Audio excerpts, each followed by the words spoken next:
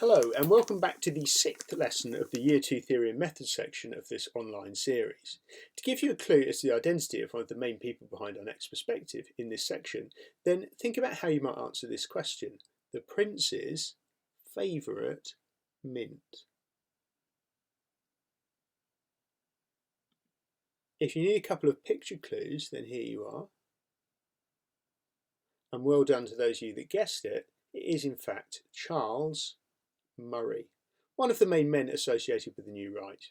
Although not actually a sociological perspective, more a political one, it is still relevant to sociology students, meaning that we will look at it in this video. Please press pause as you add this to the title for today, either on paper or on a computer: The New Right and Neoliberalism.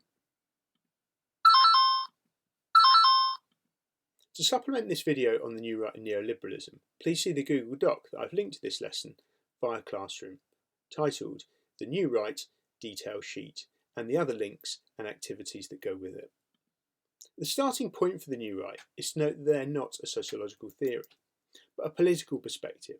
But since they have influenced such a range of social policies produced for governments that have had such a big impact on individuals and groups, it's important to be aware of their underlying beliefs and assumptions. Recap. It was in families and households that we first met Charles Murray, the New Right, and their concern that a growing underclass had developed in America and the United Kingdom. The New Right see the underclass as a group right at the very bottom of the social class hierarchy, whose members are in some way different from and cut off or excluded from the rest of society. You may also recall that the New Right argued for a return to traditional family values, with government policies to reverse the decline of the traditional family unit. The term New Right comes from their political position on the right of this scale. This American example provides us with some of the basic ideas associated with left and right. They don't always translate to our country though. As well as plotting political parties on a left to right scale, we can add a further dimension by adding a social scale. This is where the main parties have stood on this scale, and it's interesting to note how they have changed over time. We can also plot famous political figures from the past on here. To find out where you stand, which leader you are most like, and much more, please take the test yourself at www.politicalcompass.org. The New Right is linked with neoliberalism, something we looked at in education. Recap. When we looked at neoliberalism in education, we said that their beliefs are based on these market principles. Hence, we saw marketisation in education with the 3 C's being applied to schools. A belief in neoliberalism means that a key policy is privatisation. This is something we looked at within schools and education. If you need a reminder of any of these terms though, please make a note of them now, or you press pause.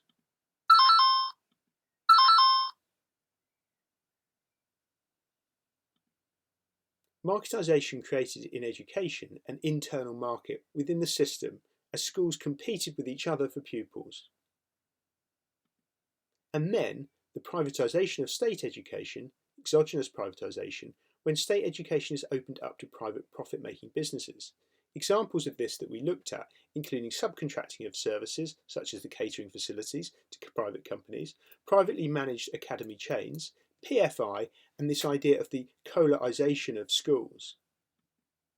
Neoliberalism favours what's referred to as the free market, rather than the reliance on the state.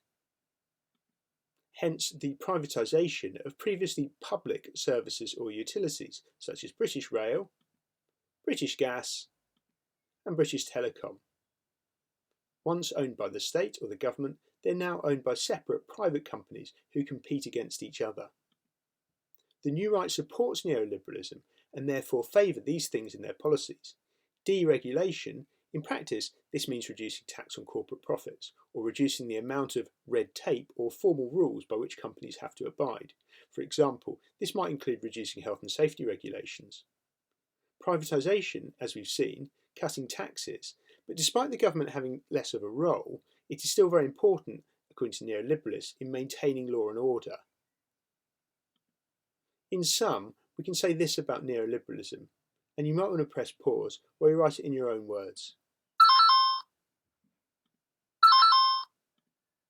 And the following summary of the new right, it should be noted, as per the penultimate point here, that even though we look at the new right in sociology, they have little time for sociology themselves.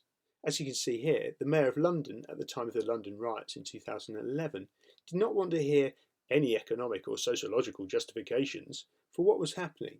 And you are already familiar with a number of sociological criticisms related to the marketisation policies being pursued in education. Please press pause as you make a point for these notes now.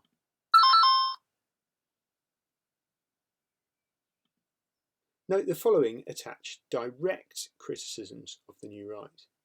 As you can see, some of the criticisms relate to their policies on crime, a topic that we will do as part of Paper 3, Crime and Deviance, when we look at the right view on crime and punishment. We'll come back to this later on, but for the time being, please just note the general points about the new right, their similarities to functionalism, and their direct criticisms.